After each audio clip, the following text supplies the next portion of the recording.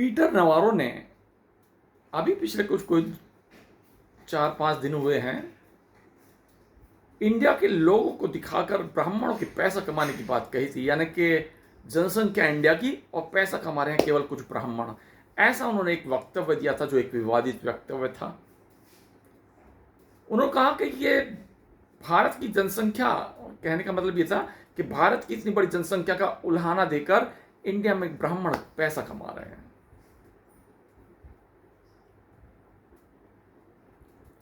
इस पर बड़ा विवाद हुआ, लेकिन अभी उसके उलट इसने, हमारे ट्रंप साहब ने माना है कि ब्राह्मण एक उच्च आईक्यू वाले लोग होते हैं। उन्होंने ब्राह्मण शब्द का यूज नहीं किया। तो उनके सामने कौन कौन बैठे थे मैं बताता हूं। नंडेला और पिचाई उनके सामने बैठे थे। पिचाई जो हैं तमिल के ब्राह्मण हैं और नंडेला तेलुगु के ब्राह्मण हैं।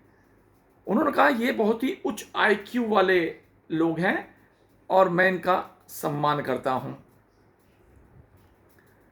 और इनके साथ काम करना हमें बहुत अच्छा लगता है।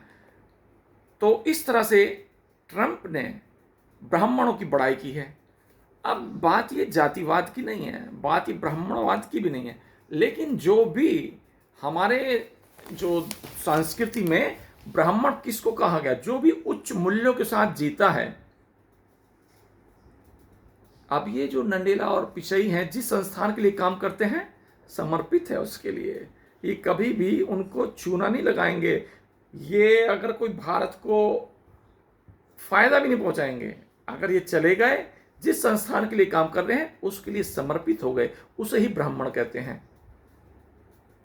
ब्राह्मण यानी 24 कैरेट। कौन पसंद नहीं करेगा उसे दुनिया में? कौन पसंद नहीं करेगा? जाति वर्णानुसार नहीं होता था, ये कर्मानुसार होती थी। आज दुनिया में जितने भी लोग समर्पित हैं वो ब्राह्मण कहे जाएंगे, चाहे वो किसी भी वर्ण के हैं, चाहे वो भारत के हैं, ऑस्ट्रेलिया के हैं, कनाडा के हैं, जापान के हैं। कहीं भी अगर कोई आदमी समर्पित है अपनों के लिए, उसे ब्राह्मण कहा जाएगा। यहाँ कुछ लोग नीले पीले आदि कुछ तरह तरह के लोग इसको जन्मानुसार मानकर उल्हाना से देते हैं, अरे भाई ब्राह्मण ब्राह्मण। ब्राह्मण समर्पित है, ब्राह्मण समर्पण। धन्यवाद।